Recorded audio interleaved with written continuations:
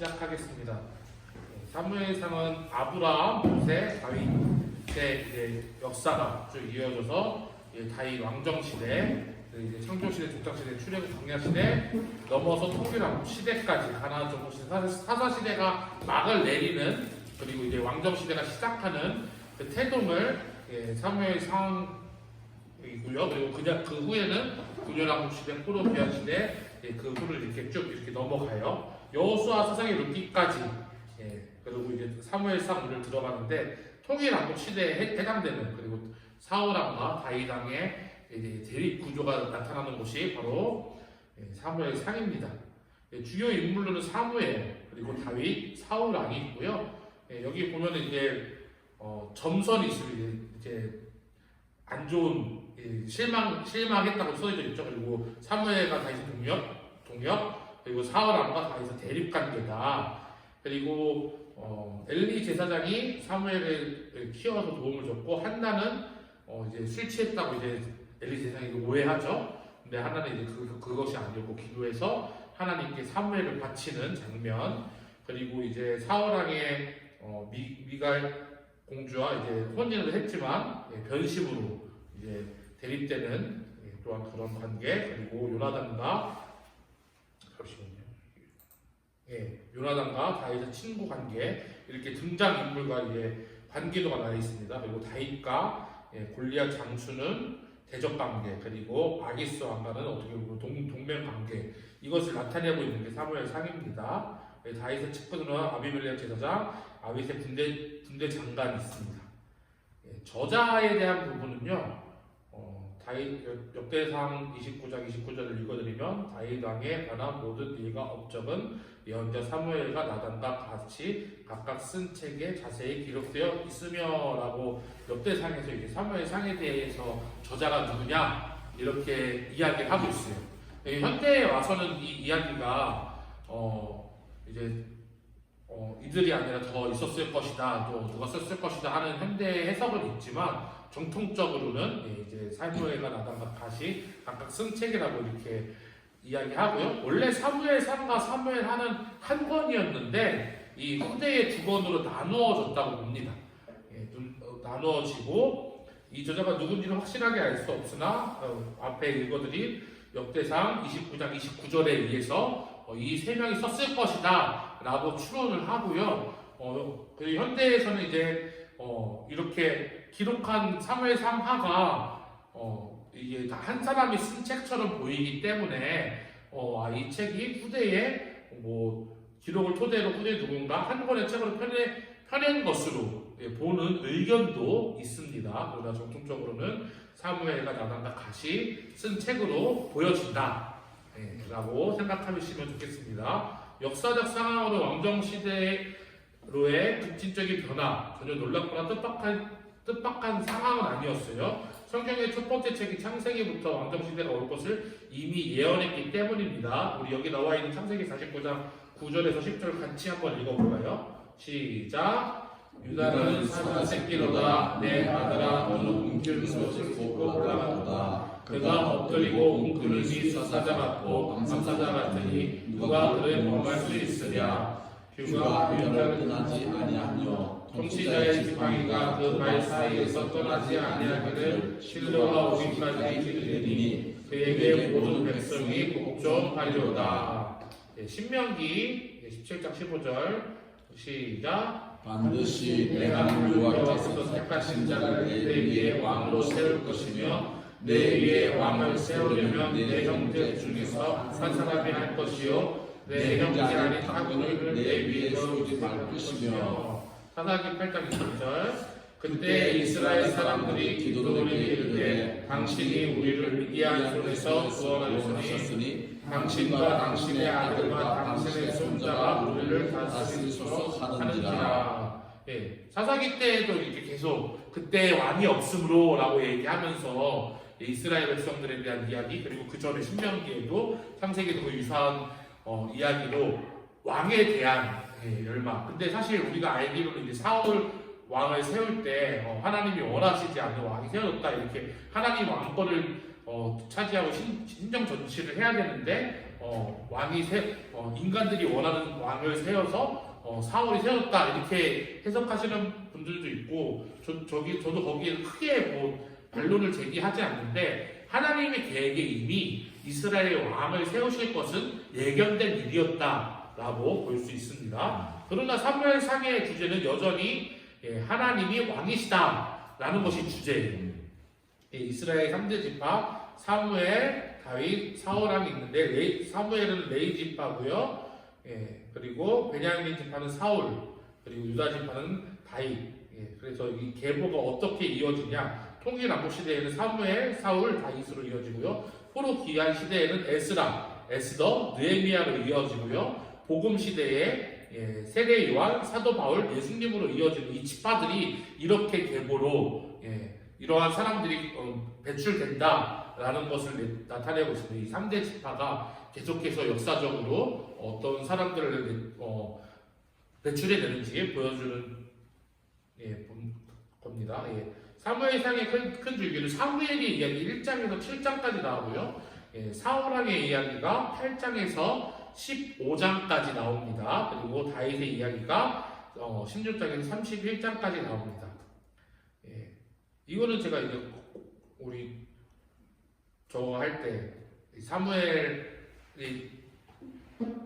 사무엘 상을 외울 때 어떻게 외우냐면 1장 하람 한나의 기도, 그리고 2장 엘리의 두 아들, 3장 사무엘을 3번 부르심, 4장 사각형 언약궤 상자를 빼앗김, 5장 5 블레셋의 다곤 신상, 6 언약궤와 러시안 룰렛, 그리고 7장 안식 미스바 성에 해갖고 7장까지 어떻게 이렇게 나오나 쉽게 외우는 방법이고요. 그 다음부터 그냥 외웁니다.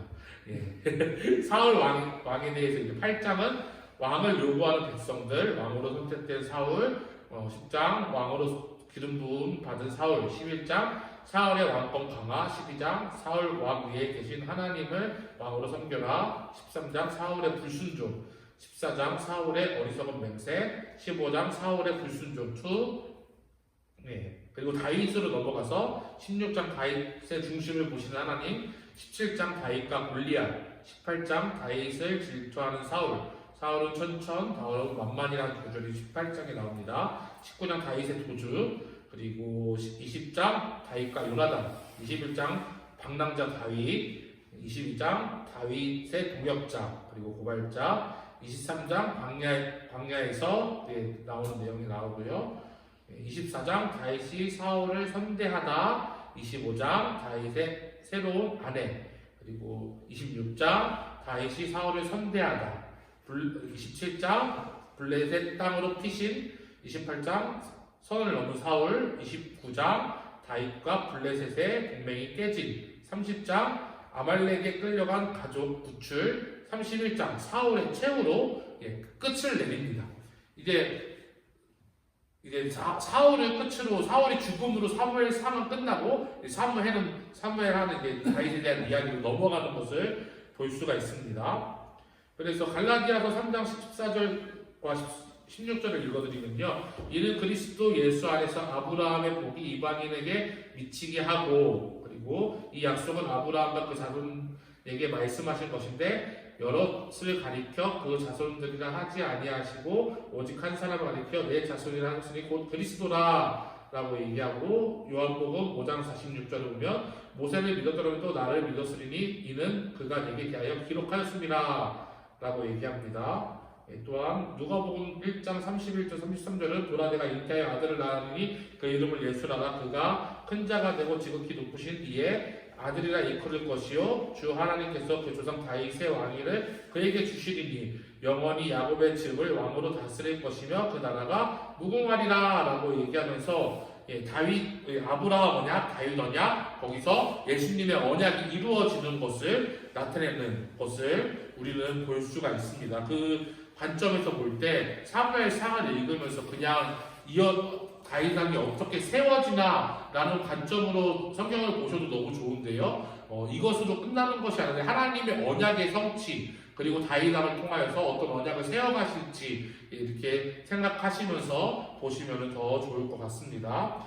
핵심 구절은요. 사무엘상 2장 30절 함께 보겠습니다. 시작. 나를 존중히 여기는 자를 내가 존중히 여기고 나를 멸시하는 자를 내가 경멸하리라. 예, 하나님을 가장 존중히 여기시기 바랍니다. 사무엘상 14장 6절 시작. 유다 달인 자기의 무기를 든 소년에게 이르되 우리가 이 하늘을 받지 않은 자들에게로 건너가자. 여호와께서 우리를 위하여 일하실까 하노라. 여호와의 구원은 사람이 많고 적음에 달리지 아니하였느니라. 예, 하나님은 방법은 숫자가 아니라 하나님 한 분입니다. 예, 그리고 사무엘상 15장 22절 시작. 사무엘의 유대 여호와께서 번제와 다른 제사를 그의 모습을 존중하는 것을 좋아하신 같이 좋아하시겠나이까. 순종이 제사보다 낫고 듣는 것이 수장의 기름보다 나으니. 예, 예배보다 순종이 우선입니다. 사울이 이제 예배에 대해서 이제 죄를 짓죠.